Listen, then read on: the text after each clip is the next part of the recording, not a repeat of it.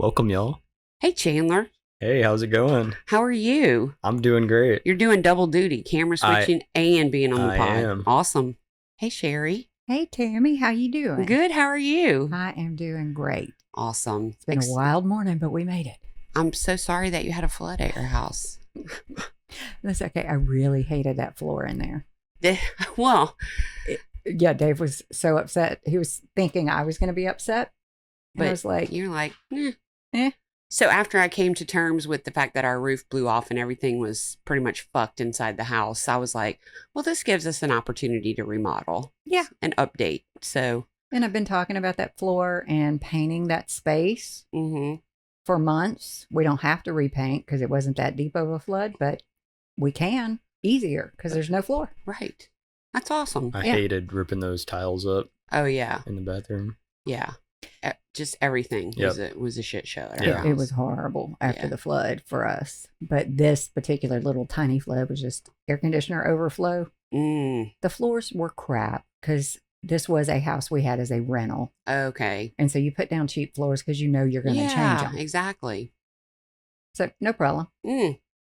Just time. What are you drinking, Sherri? Nothing. Nothing? Nothing. Do you want to drink? No. I got a busy night coming up. Okay. Chandler, what are you drinking? Got a good old half and half twisted tea. Half and half twisted tea. I'm drinking Ooh. swear jar. Kind of straight, but a little bit of water's in it because my ice is melting. Is that the one that we were drinking earlier? Yeah, That you the said one was- when I took a sip and went, whoa, Yeah. that's a strong one. Okay. Y'all ready for a story? Anything before we start? All good. All good? All good. Okay. 2014. Okay. Ooh. I don't know if the listeners heard that noise, but it sounded like a bomb went off somewhere. Okay.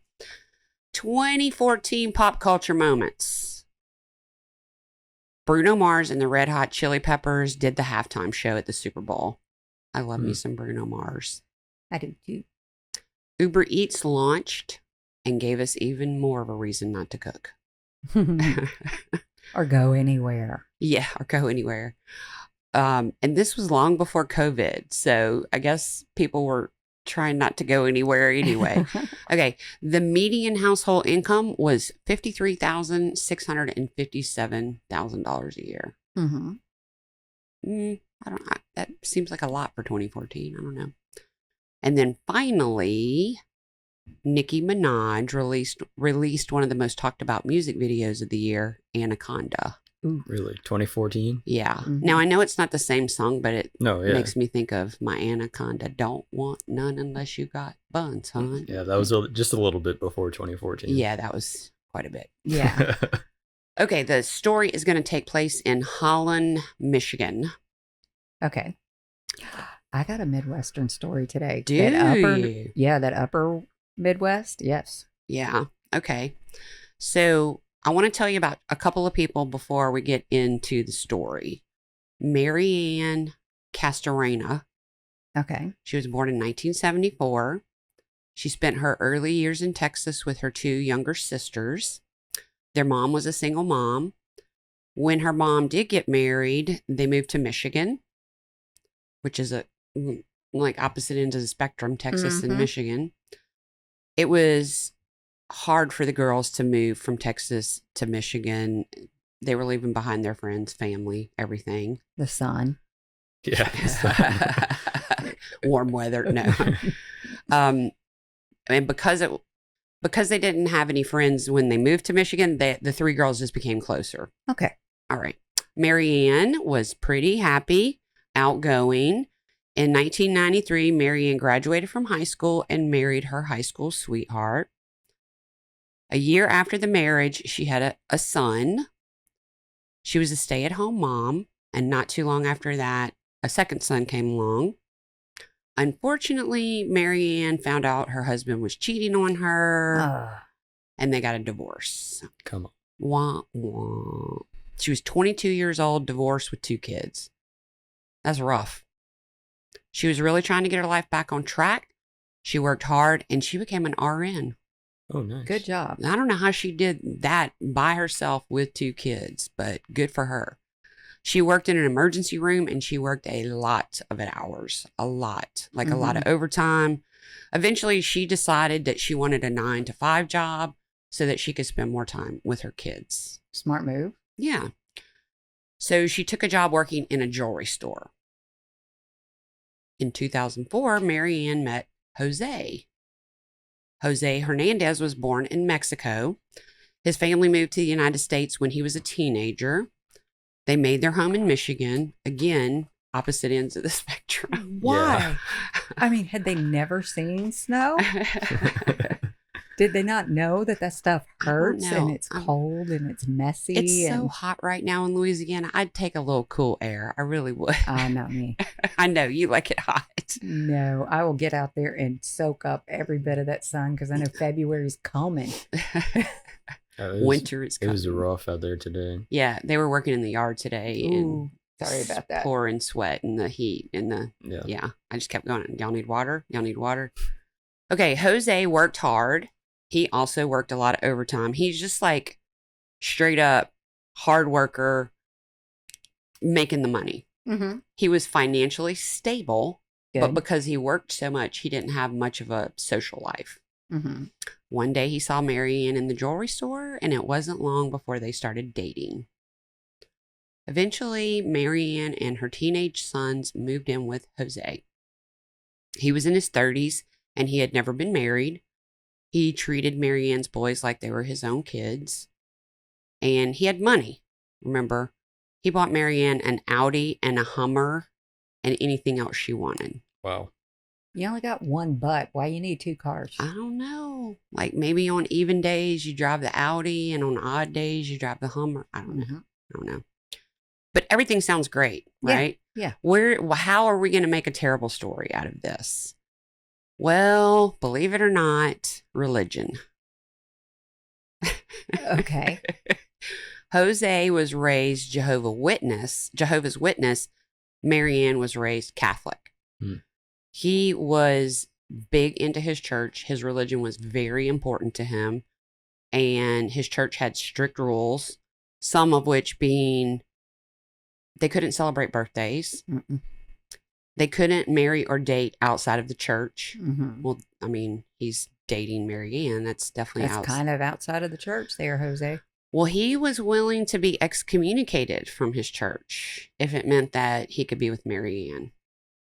Okay. Yeah. He said he would leave the Jehovah's Witnesses and convert to Catholicism. That's a big shift, though. That's huge. I mean, like, if you're not practicing in your religion, I could see that. But if he's been practicing, maybe raised this way, you know, that's a huge sacrifice to make. Mm-hmm. Okay. He was willing to make the sacrifice, though, in order to be with her. So this is a big deal. But Maryanne decided she didn't want to be the cause of Jose leaving his church and his religion. So it was at that point she decided to break up with Jose. And that was in July 2013. Wow. Yeah. Okay. I mean, it sounded so good. Yeah. Mm-hmm. Although I do have two questions about Tell me. the before. Okay. Okay. In my experience, you don't leave nursing To go to a jewelry store. to go to a jewelry store. Yeah. A doctor's office would have paid better and gotten her a 9-to-5. Mm-hmm. Most of the people I know that made a career shift, they kind of had to. And why was Jose in a freaking jewelry store? I don't know. Okay. Maybe he was just walking by the jewelry store and saw her in the Maybe, window. or maybe whatever his job was had him doing work. For Definitely was not his job. Maybe he was buying his mom something for Mother's Day. Who knows? Yeah. Could have been that. But yeah, he wasn't in there to buy a ring for anyone because he wasn't dating anyone. Mm-hmm. Any other questions about the before part? That's pretty much it. Okay. So July 2013 is when they broke up. We're going to fast forward to January 2014. Remember that's when I told you the majority of the story takes place. Mm-hmm. So it's about 7 months after the breakup. Yeah. Holland, Michigan in January is butt ass cold. It is literally what I think of as hell. Yes. Ugh. The wind in this particular January, the wind chills were 20 degrees below zero. Snow was falling at a rate of 1 to 2 inches per hour. I can't even do 30 degrees. You can't, yeah. Just outside. Forget the wind chill. Just Man. No. Okay, so even though it's terrible weather, the police are still on duty, right? Yeah. And a call came in about a missing person. And that missing person was 38-year-old Jose Hernandez. The person that was calling about him being missing was his 39-year-old ex-girlfriend, Maryanne Castorena. Okay. Page turn. She told the authorities that she was calling from Jose's apartment and he was nowhere to be found. Okay, just as a side note, it may seem weird, but Maryanne and Jose are still friends, even though they broke up. Okay. Not that real weird. I mean, oh. And that last name, Castorena? Castorena. That Hispanic. sounds Hispanic. It is. And they're probably the only two Mexicans in their town. The whole town of Michigan. Yeah. Yeah. Other than her siblings. Holland, Michigan. Yeah. The whole town of Michigan. So the point is she was there because she was slowly moving out of his apartment. She would just like come every few weeks and get a little bit. It was one of those like gentle breakups. Like, this is not going to be a thing that goes forward. Let's just go ahead and start cutting our losses now. I get it. That's smart and that's adult. It is adult, but that doesn't happen very often, No, in my opinion. Okay. So the day Maryanne called the police, she had gone to Jose's apartment to move out some of her stuff. She told the police she had been at his apartment the day before. So now it's a day later and she's there and it looked like nothing in the apartment had been moved or touched. So that was suspicious to her. Oh, yeah. Before calling the police, Maryanne called Jose's work. He works the night shift, and he had not shown up the night before to work. So the boss was like, it's really like, he's never late. He never doesn't show. This is very out of character for Jose. After she called the job and found out he wasn't there, she started calling his family and some friends to come to the apartments to look for Jose. But nobody could find him. So that's when she called the police and reported him. She didn't just get to his apartment and call. She went through several steps to see if she could find him. So the police said that on the phone, when she's reporting it, she sounded very worried, panicky. Her voice was shaky. When the officers arrived on scene, she seemed like she was on the verge of panic. Okay. So they're thinking like true emotion. Yeah. Get this. Police found Jose's car in the parking lot of the apartment complex, and the car was running. Yeah. How long can a car sit and run? Like, that was my first thought. Does it have to run out of gas before it stops running? I think it will. Okay. So it looked like maybe Jose had gone out to start the car to warm it up, as you would in 20 below wind chill factor. And maybe he went back inside. Who knows what happened at that point, but he started the car and he was not in the car. I can't remember. In 2014, did we have the things where you could start them from a distance? I don't know. Well, you could do that with the Buick, huh? Yeah. Or my Yours? Yeah. I think, yeah. Yeah, we did. So maybe he even just went out on the balcony and he could have. Oh, but that kills after 10 minutes. Never mind. That wouldn't count. Okay. All right. So everybody, like the deputies and Maryanne and Jose's sister, they all started looking around the parking lot. But remember, it's snowing like a mofo. And they started digging in the snow near the car. And it wasn't long before everyone heard Jose's sister screaming. Oh, no. She found Jose and he was frozen stiff. Yeah. So the task turns to the police to determine what happened to Jose. Yeah.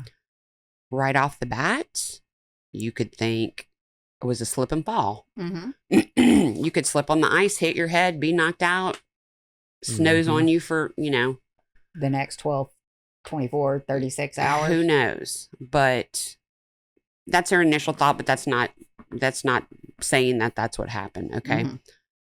So the next thing, maybe somebody killed him. The police had to investigate. So they started uncovering him from get the snow off of him, and they could tell he had some sort of head injury. Again, it could be slip on the ice. Mm-hmm. And forensics combed the scene. The medical examiner brought Jose's body in for an autopsy. The investigators asked Maryann some questions. The first thing she told them was that Jose was her ex-boyfriend, but they're still very good friends. She said she had seen him alive 24 hours earlier. And when she went back that particular day to pick up some of her things, y'all know what happened after that. Mm-hmm. She called friends and police and blah, blah, blah. So this is a horrible, terrible. I mean, can you imagine freezing to death? Okay. Once Jose's body thawed, the medical examiner could see the injuries. Jose had at least 5 blows to the head. That does not sound like a slip and fall. Your head ain't bouncing 5 times. No.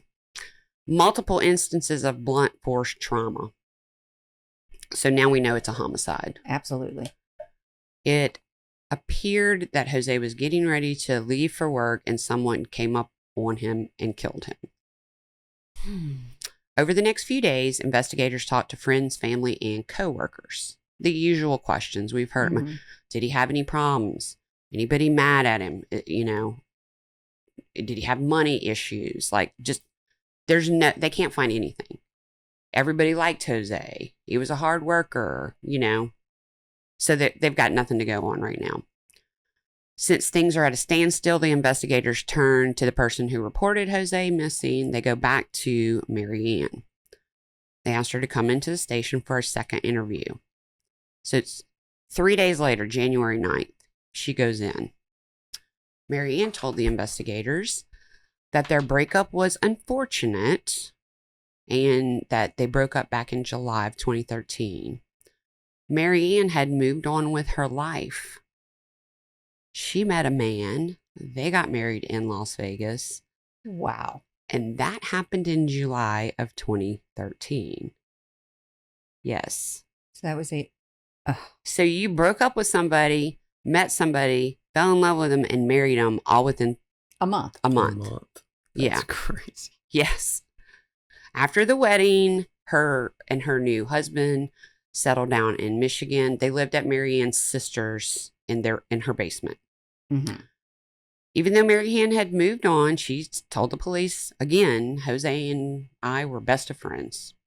I find that even harder to believe. This is not a situation like I would be pissed. Yeah. Like, you left me and then you found somebody that quick and you married him right away. Yeah. Mm. Even if she broke up on July 1st and got married on the 31st, that's only 30 days. That's only 30 days. and that's, so, I mean, anybody with any like normal thought process would say, well, you were cheating on me. Something. Mm-hmm. Okay. While Maryann is going through the second interview, another group of investigators are at Maryann's sister's house with a search warrant. So let's smart. Keep see her out of the way. what they find. A very interesting clue comes up in Maryann's room. I should say her and her husband's room. Mm-hmm. A crumpled piece of paper. They unfolded the piece of paper. They found a handwritten note. It was a checklist of things that needed to be done or not done in order to cover up a crime. Dude. This one could have gone on us a couple of weeks ago with the don't write it down. I've got it in here in all caps. Don't write it down. Let me tell you some of the shit she wrote down. Do it before it starts snowing. The snow will cover any footprints. Don't carry anything in your pockets that could be dropped. Don't park by an ATM or gas station because of the cameras. Oh, man. And it went on. I think this is pretty fucking incriminating. Yeah, pretty incriminating. Just a little bit. You know, don't write it down. Fucking, we just had that story. Was it last week or the week before? Yeah. All your tidbits with the don't write it down. Mm-hmm. Okay. So picture this. Maryann's at the station being interviewed. Excuse me. Over at her sister's house, CSI is there finding this note, this to do or to don't list. Mm-hmm. And the investigators at the scene send pictures of the list over to the investigators that are interviewing Did her. they show her? Yeah. They're like, here we go. Yeah. The police confront Maryann about the note. It caught her off guard. Her head dropped. Her demeanor changed. But she recovered really quickly. Okay. She told a crazy story. Maryann said, here we go. This fucking shit. Maryann said she had overheard some women talking about killing their husbands. And she was writing down what the women were saying. Why? Look, really? So she could join in. Well, she told police she was going to write a book. But later on in the conversation, it was a script for a TV show. And it evolved into all kinds of other things. But the investigators didn't believe anything she was saying because her story kept changing. So Maryann was arrested. Now, they didn't have enough at this point for murder. Okay, just because you wrote a note doesn't mean you killed somebody. Nope. But they do have enough to get her on obstruction of justice, which is just another way of saying she was lying to the cops because she told so many different stories. Yeah, and that'll keep her tied down long enough for them to investigate. Yes. So by January 17th, this is 11 days since Maryann called 911. She's in jail, and the prosecutors convinced the judge to set her bail at $1 million. Good. After being in jail for a week, she called the detectives and said she had something to tell them. She told them that Anthony De La Garza, who is this dude? We haven't heard of him yet. Was actually the third Mexican that lives. Yes. Yeah. That's my cuz, Anthony. She said Anthony was the man who actually killed Jose. Okay. Anthony was 19 and a friend of her son's. And Anthony was in a gang. Anthony had a record. So, I mean, it kind of seems a little plausible, but still 19. But how do you explain the note? She had a story. Yeah. Just writing a story. No. She had a story about the note. Oh, I thought that she was saying that she set Anthony to do this. Well, they said that Anthony came to her apartment or her sister's house or whatever, made her put a pen in her hand, forced her to write this to-do list. He told her he would harm her family if she didn't write it. Oh my gosh. This bitch got all the stories. So I don't think the police believed her about Anthony, but they decided to bring Anthony in for questioning. He came in. He denied having anything to do with Jose's murder. When Anthony was asked where he was on the day of Jose's murder, he was very vague. And some of the things he said were conflicting. So he was lying, obviously, to the police, and they arrested him for obstruction of justice. Everybody getting slapped for lying. So we have Anthony going into jail as we have Maryann getting out of jail because a judge reduced her bail from $1 million to $75,000. But she also had an electric monitor on, so they would know where she was. Yeah, because on just obstruction, you can't keep them on $1 million. No, but that lets us know that they were taking it seriously to go ahead and put the monitor on. For sure.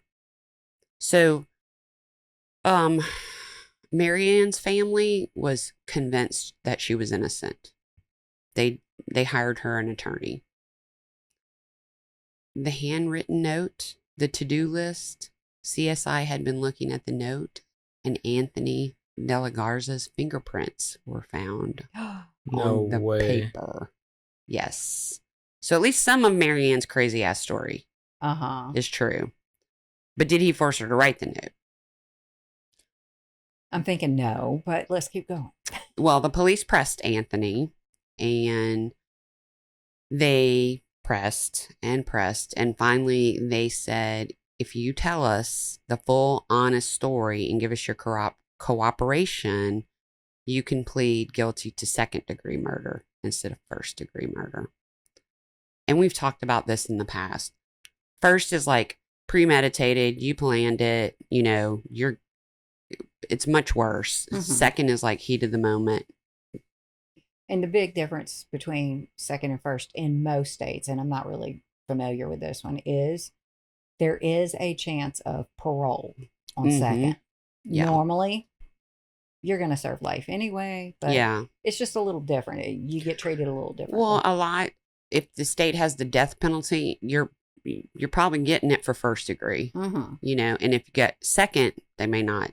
Yeah. They may not put you on death row. So in May 2014, so this is 4 months after being in jail, Anthony finally agreed to cooperate. He confessed. He said he was the one that killed Jose. Mm-hmm. Here's what Anthony told the police. He hid and waited for Jose to come out to his car. He jumped Jose from behind. Anthony hit Jose in the head with a ball joint separator, some kind of automotive tool. Yeah. It kind of looks like a small crowbar to me. Mm-hmm. That's what it looked like. Anthony said Jose fell, and that was after the first time he hit him, but Jose got up and was trying to get to his car. Anthony caught up with him and hit him again. And he wanted to make sure Jose was dead, and he hit him even more, several more times. When Anthony was sure Jose was dead, he left. Jose lay in that spot for more than 24 hours before he was found. His car was running the whole time. Don't you feel like somebody coming and going would have been like, hey, that man's car's running, and an hour later come back from the grocery store, hey, that man's car's running. Yeah, but I'm not sure how much coming and going they were doing whenever it was that freaking cold. True. True. In a snowstorm. Mm-hmm. You're hopping in your car going to work. Yeah. Coming home. You're right. That's it. Okay, so Anthony goes on to tell police that Maryanne had offered him $75,000 to murder Jose. Hey, where's this chickadee living in somebody's basement getting $75,000? We'll get there. Uh-huh. This part of the confession led to the arrest of Maryanne for murder, and she was arrested May 2014 for murder this time. Okay. Let's move to the trial. November 2014. The trial started. If y'all think I've told you everything, hold on to your booties, because there's more shit that's about to come out. All the secrets. I am ready. The prosecutor's theory was Maryanne had orchestrated the murder in order to collect on Jose's life insurance. Maryanne stood to get $1 million from the 2 life insurance policies. She was named as the beneficiary. That's 1 million motives right there. Right there. Get this, though. One of the 2 policies was taken out 4 months before Jose was murdered. The other policy, Maryanne became the beneficiary just a few days before Jose was murdered. This is after she's remarried. Yes. After they've broken up. But they're still very good friends. Very good friends. The question is, why would Jose change the beneficiary to Maryanne if they had broken up? Just like you said. Mm-hmm. The prosecutor's theory was that Maryanne and Jose had never broken up. And Jose didn't know Maryanne had recently married another man. Wow. And come to find out, the new husband didn't know anything about Jose. She went back and forth between the 2 homes. She told her husband that she was going to work during the day. But remember, Jose worked a night shift, so she's really going to see Jose during the day. Uh-huh. Because Jose worked at night, she would spend the nights with her husband. Mm-hmm. Girl, she messy. When Anthony testified, he said Maryanne asked him to do the job back in July 2013. That's when she's telling everybody they broke up. Yeah. Anthony and Maryanne. Now, I'm like, why didn't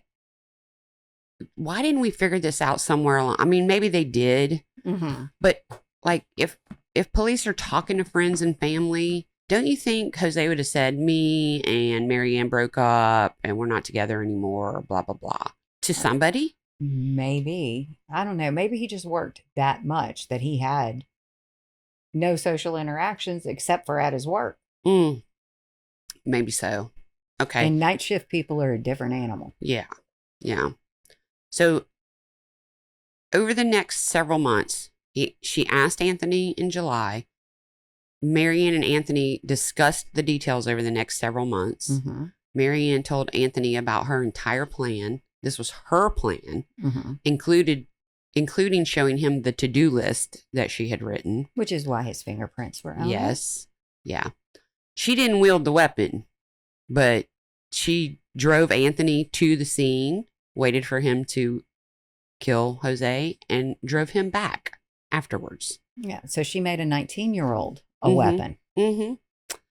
And while they were driving, after they left the scene, they dumped the weapon, which the police later found thanks to Anthony's help telling them where it was. Very good, because it was probably still snowed in up in that tundra in May. It's still going to be snowed in.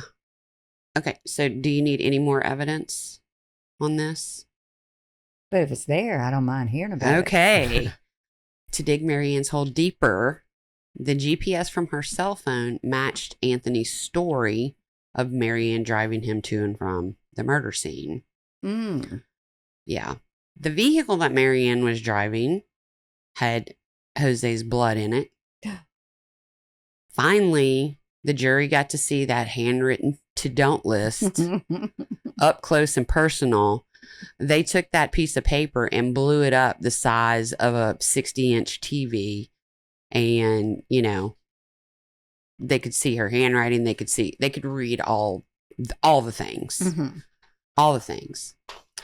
Okay. Even though, like I said, Maryann didn't pull the trigger per se, she was the mastermind behind the whole thing.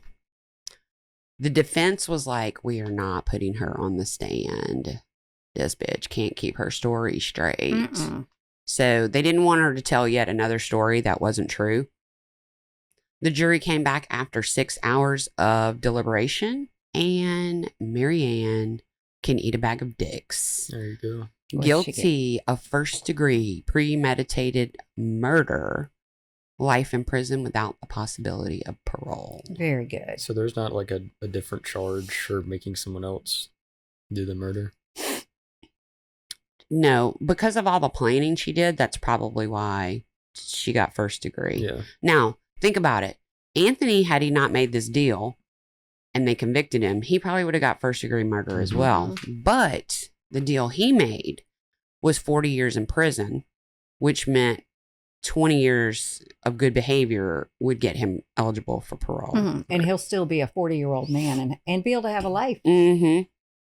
Hopefully he'll straighten his shit up. Hopefully so. Because he wasn't just some innocent 19-year-old. He was in a gang. He had a record. Obviously, because he didn't crack anytime soon. No. I mean, normally you can crack a 19-year-old. It was like 4 months. Yes. Yeah.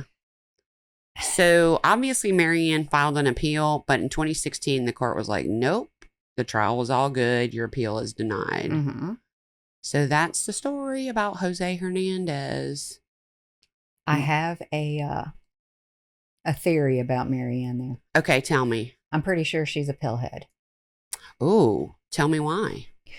Nurse to jewelry store. To jewelry store. I think she had to leave the profession. Or maybe she was stealing stuff and selling it. Could have been. But then the other thing is she only lasted 7 days before she came up with a whole new story. And threw Anthony under the bus. And she initiated that phone call. She was itching. Oh, she needed to get out. She needed to get out. And she was reaching for anything. She was really itching. And really, that phone call, they would have had a harder time convicting her if she hadn't have brought in Anthony's name. Yeah. Yes, Jose's blood was in her car, but they were together for years. It was all circumstantial, basically. Very circumstantial. You can write a note and not kill somebody. You could say Jose had a nosebleed in my car. You know what I mean? Yeah. Like, we're good friends. We're buddies. I've got blood all over my house, I'm sure. Yeah. We probably all do. Yeah. I mean, a nosebleed, cut yourself shaving, cut your hand. Accident. Yeah. Yeah. It happens. Absolutely. So, and the amount of blood that would have been transferred from Anthony to the car would seat have been a small amount. Would have been a small amount. For sure. she might have gotten away with. I think she was probably. I could be wrong, but I've been around an addict or two, and that sounds like an addict. That's a good theory. Okay, let me tell you some of the places I went. Okay. Casetext.com, woodtv.com, buzzfeed.com. And I've been on a kick, Snapped, Don't season you love 17, episode 3. My, did she snap. All right. So that was a crazy story. That I was thought. a crazy story. It was That was just a good one. more and more and more crap coming out. And probably only for about the 4th time in these last couple of years of us doing that. I'd never heard that story. Really? Not at all. Wow. Cool. Okay. I have some funny stuff. Okay. But I got these off of policemag.com. Okay. And I'm going to read you. It's written like a little short couple paragraph kind of story. Okay. This one's called Too Stupid to Make It as a Stupid Crook. Isn't it funny how one little detail can trip up an idiot in the middle of a holdup? Whether that makes it a good thing or not, most stupid crooks are good for a series of laughs. Screwing up a crime, going to the big house, getting out and screwing up their next crime. Kind of a gift that keeps on giving. But James Elliott proved you can be too stupid to be a stupid crook more than once. In the midst of an otherwise unremarkable armed robbery, James decided to blow one of his victims away. He brought his revolver to bear on target and squeezed the trigger. Pretty simple, huh? I mean, a revolver is the original user-friendly point-and-click interface. Click. That was it. No bang. So James turned that wheel gun around to his own face, peered intently down the barrel, and pulled the trigger again. You might say he was successful. This time it worked, and we're all going to be deprived of future stupid James stunts. A little bit of Russian roulette right there. Bro, that's stupid. Why didn't this? Click. Ooh, click. Yeah. He had no big brothers. If he had a big brother, at one point in his childhood, they would have said, see what's wrong with this hose? And shot him in the face with it. That's right. That totally keeps you from ever doing that crap again. That's right. Good. Yes, I like that. Okay, do y'all want another one of those from policemag.com? Sure. Yeah. Okay, this one is, let's see, gun, mask, and car keys. That's what it's called. If Jeffrey Anya, 35, gets out in time to take another swing at a career in armed robbery, he's going to remember that last little item.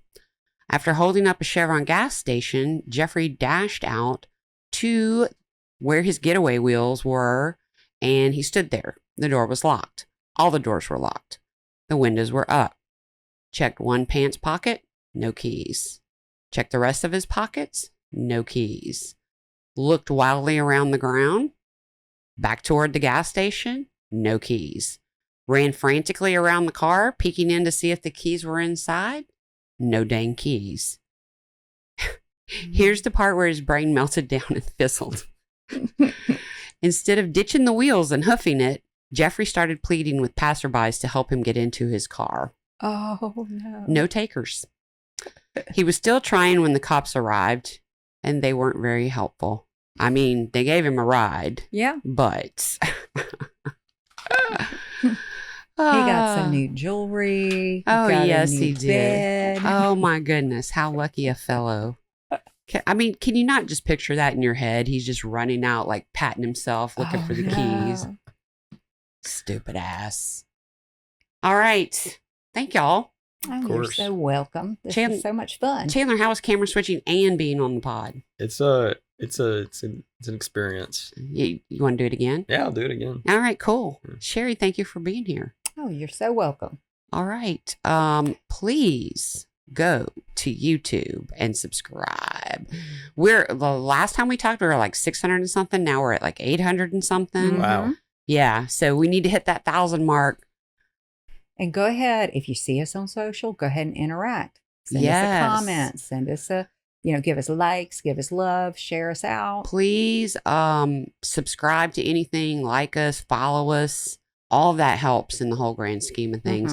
But if you really don't want to do any of that and you got some extra cash laying around, you can go to Patreon, Patreon/grits, and you can support the show monetarily. And I just put a new camera in today. So yeah. Yeah. It's always something breaking around here. So we appreciate your support so that we can keep up the good fight here. Have you ever messed up the Patreon? You mean when I was saying it? Yeah. No, because I make it a little sing song. Patreon/grits. I can hear the music in her head when she goes. I kind of do my head back and forth when I say. No, I probably have messed it up before. I haven't heard it, and I've heard every single episode. I'm just gifted. Oh, let me tell y'all this. So I am going to put out, you remember last year y'all went and did nominations for Grits with a Side of Murder. Yes, we did. It's that time of the year again. And I'm going to get somebody to put the link and everything on the website. And the whole month of July, you can go and nominate us. We're going to be in 5 categories this year, eligible to be nominated in 5 categories this year. And then, like last year, once they get the actual nominees, whatever categories we're in, you'll have to go and vote. But in order to vote while you're in the nomination process, there's a little opt-in box that you have to check. They randomly select people and send them emails to participate in final voting. So you have to opt in for that. But we will put the details on Facebook, and we will put the details on the website and TikTok and YouTube. I mean, we'll just put it everywhere. And tell your mom and them to go vote for us. Nominate, then vote. All right. Anything else? All good. All right. We love y'all. Tell your mom and them to listen, and we're going to let Zydeco Mike take us out.